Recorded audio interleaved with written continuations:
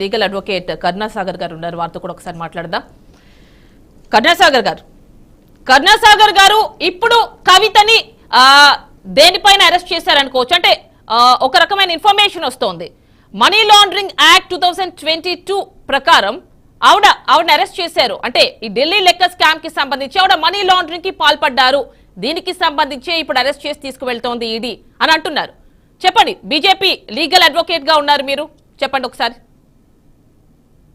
ఇప్పుడే సోషల్ మీడియాలో కొన్ని ఒక పోస్ట్ కూడా చూడడం జరిగింది. దాని పోస్ట్ అంటే యాక్చువల్ గా అది ఎన్ఫోర్స్మెంట్ డైరెక్టర్ వారు ఇష్యూ చేసినటువంటి ఎమ్మెల్సీ కవిత గారి అరెస్ట్ మెమో చూడడం జరిగింది.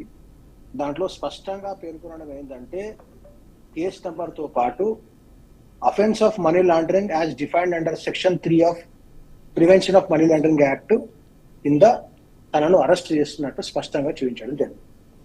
అదే మనీ లాండరింగ్ యాక్ట్ ప్రకారం ఈడీ ఏదైతే కేసు రిజిస్టర్ చేసిందో ఢిల్లీ లిక్కర్ పాలసీ స్కామ్ పైన, దాంట్లో పిఎంఎల్ఏ సెక్షన్స్ ని వాళ్ళు కింద కేసు నమోదు చేయడం జరిగింది. ఆ కేసు సంబంధించి విచారణ కోసం అనేక సార్లు ఎమ్మెల్సీ కవిత గారికి గత సంవత్సరం కూడా సమన్స్ జారీ చేయడం జరిగింది.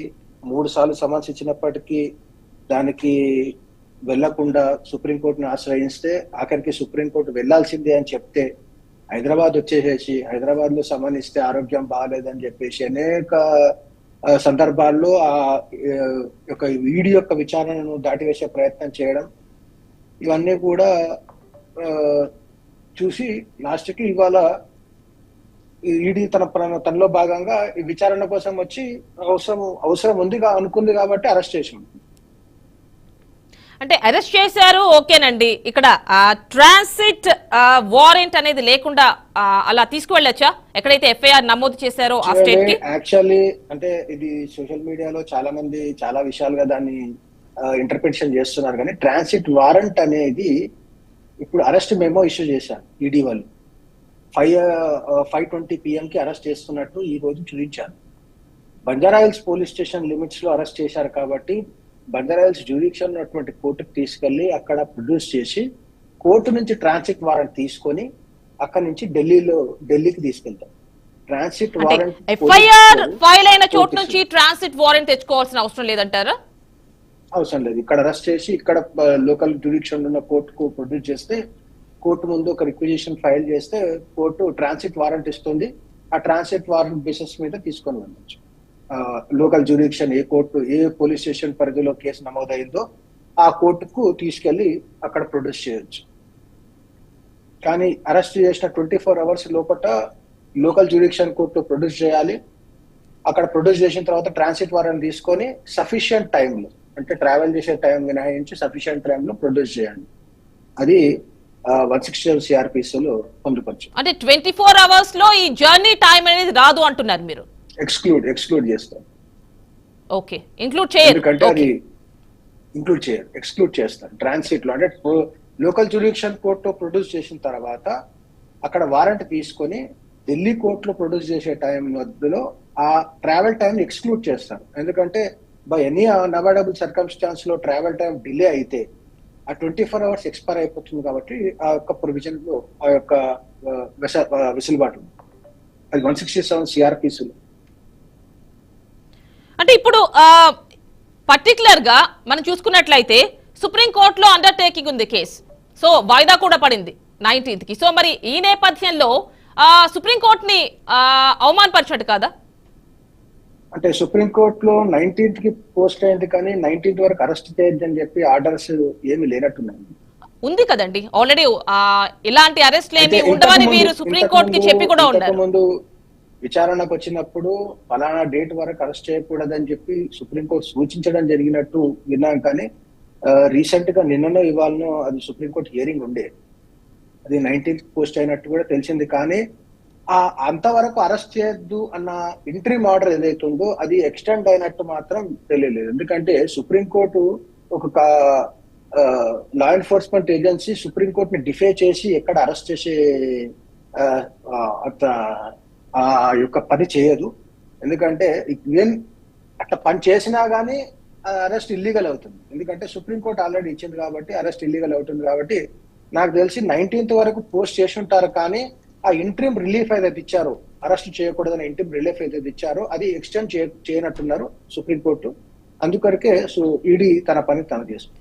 అంటే ఇలా ఇప్పుడు ఎలక్షన్స్ ముందు ఇక్కడికి వచ్చి అరెస్ట్ చేయాల్సినంత అవసరం ఏమొచ్చింది అంటే ఏం చెప్తారు? ఎందుకంటే ఆవిడ ఆల్రెడీ చాలా సార్లు వెళ్లారు ఢిల్లీకి, ఈడీ ముందు కావచ్చు హాజరై ఉన్నారు.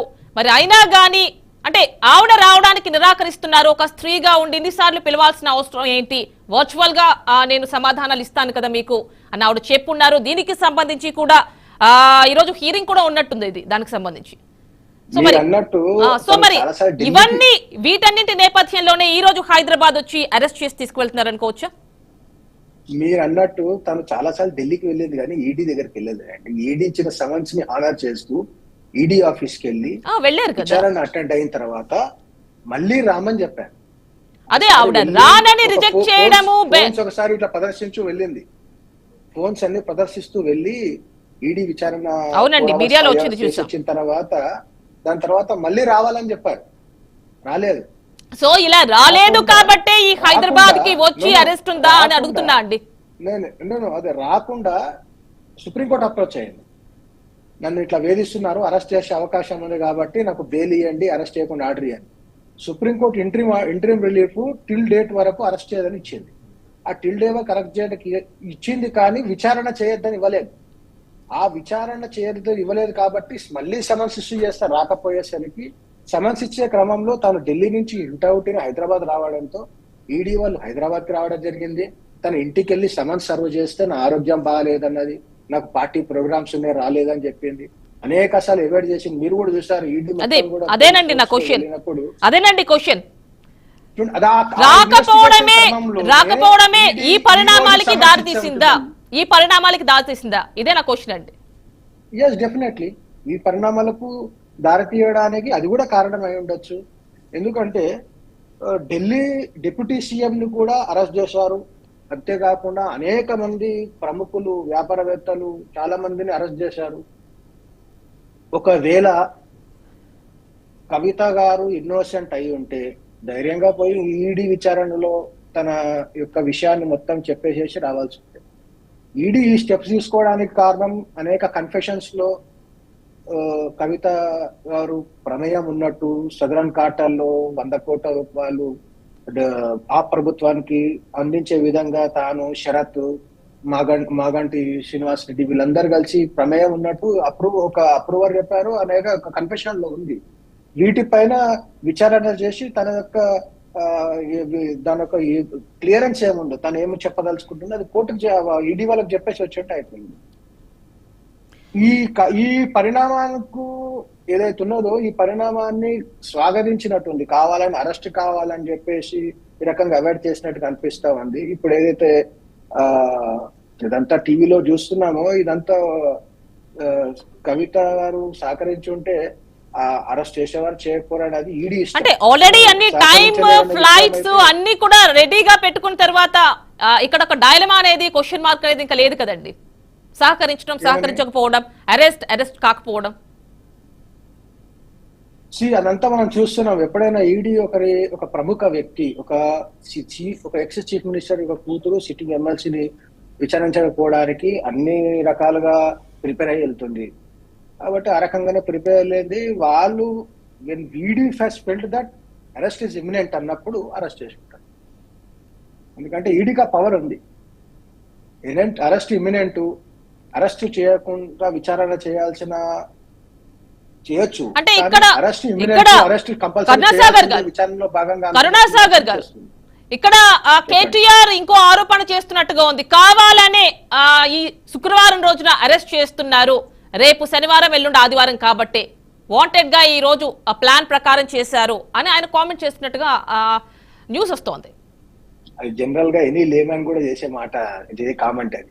ఏ లేమన్ అయినా సరే ఫ్రైడే అరెస్ట్ చేస్తే సాటర్డే కోర్టు ఉండదు కాబట్టి అరెస్ట్ చేశారని చెప్తారు. That is very common thing. మరి అరెస్ట్ కాకుండా అరెస్ట్ అయ్యే పరిస్థితులు క్రియేట్ చేయాల్సింది కాకుండా అని అంటే ఎలాంటి పరిస్థితులు ఈ రోజు అరెస్ట్ కి దారి తీసే అంటారు? ఒక 2 విషయాలండి. ఫస్ట్ థింగ్, ఈడీకి సంబంధించినప్పుడు అవాయిడ్ చేయడము, డిఫరెంట్ కారణాలు చూపిస్తూ ఈడీ యొక్క విచారణను అవాయిడ్ చేయడము. రెండవది, ఈడీ అనేది అన్ని సాక్ష్యాధారాలు సేకరించిన తర్వాత అప్పుడు వ్యక్తి దగ్గరికి వెళ్తుంది. వ్యక్తి పట్టుకున్న తర్వాత సాక్ష్యాధారాలు తీసుకురావాలి. ఈడీ వచ్చిన తర్వాత అనేక రకాల ప్రశ్నలు సంధించిందని చెప్పి మనం అనేక న్యూస్ ఛానల్స్ లో వాళ్ళు చూసాం. వాటికి సరైన సమాధానాలు చెప్పి వాటికి తను ఏ రకంగా ఇన్వాల్వ్ లేదో, తన ప్రమేయం ఏలేదో చెప్పాల్సింది. చెప్పకుండా తప్పించుకోవడం ఒకటి. తర్వాత ఈడీ విచారణలో ఎమ్మెల్సీ కవిత పైన ఇంతకుముందు అరెస్ట్ అయినటువంటి అక్యూజ్డ్ ఏదైతే కన్ఫెషన్స్ ఇచ్చారో దాని ఆధారంగా అరెస్ట్ చేయకపోతే విచారణ చేయలేరు, విట్నెస్ ట్యాంపర్ అయ్యే అవకాశం ఉంది, వ్యక్తి బెయిల్ జంప్ అయ్యే అవకాశం ఉందన్న అప్రిహెన్షన్స్ ఉన్నప్పుడు డెఫినెట్ గా ఎనీ ఇన్వెస్టిగేషన్ ఏజెన్సీ అక్యూజ్ని అరెస్ట్ చేయొచ్చు. అదే సందర్భంలో అరెస్ట్ చేసి ఉంటారు. అంటే ఇక్కడ ముందుగానే అనుకున్నారా అండి? ఎందుకంటే వచ్చారు, ఆవిడ దగ్గర ఒక 4-5 గంటల పాటు ఆవిడని ఇన్వెస్టిగేట్ చేశారని అనుకోవచ్చు, ఆమెని పలు రకాల ప్రశ్నలు సంధించారనుకోవచ్చు, రకరకాల ఇన్ఫర్మేషన్ ఏమైనా డాక్యుమెంట్స్ దొరుకుతాయా అని సర్చ్ చేసి ఉండొచ్చు, ఆవిడ ఇంట్లో ఏదైనా కావచ్చు. సో మరి ఇవన్నీ కూడా ప్లాన్ ప్రకారమే జరిగినాయా? ఎందుకంటే ఆవిడ సరైన ఇన్ఫర్మేషన్ ఇస్తే ఈడీకి అరెస్ట్ చేయాల్సిన అవసరం లేదు కదా.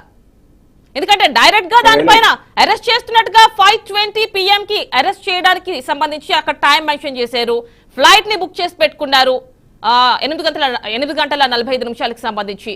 మరి ఇవన్నీ కూడా ప్రీ ప్లాన్డ్ గా కనిపిస్తున్నాయి. ఆవిడ ఆన్సర్ ఇచ్చినా ఇవ్వకపోయినా అరెస్ట్ అయితే కన్ఫర్మ్, తీసుకువెళ్ళడం అయితే కన్ఫర్మ్ అన్నట్టు. అరెస్ట్ చేసే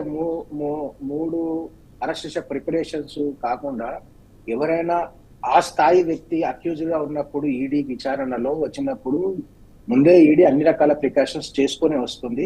వచ్చిన తర్వాత ఆ 4-5 గంటల్లో ఫ్లైట్ టికెట్స్ ఏముందండి, ఆన్లైన్ లో బుక్ చేస్తారు, 2 నిమిషాల్లో బుక్ అయ్యేది ఫ్లైట్ టికెట్. దానికోసం పెద్ద ప్రిపరేషన్. అరెస్ట్ కి సంబంధించి టైం మెన్షన్ చేశారు కదా, అది డెఫినెట్లీ అది ఎంతసేపు ఉంది అది చేయడం, అరెస్ట్ మెమో రెడీ చేసి ప్రింట్ తీయడం ఎంతసేపు. ఒక విషయం చెప్తున్నాను, ఒకసారి విచారణ చేసే క్రమంలో ఎప్పుడైతే ఈడీ అరెస్ట్ చేయకుండా విచారణ చేయలేము అని అనుకున్నప్పుడు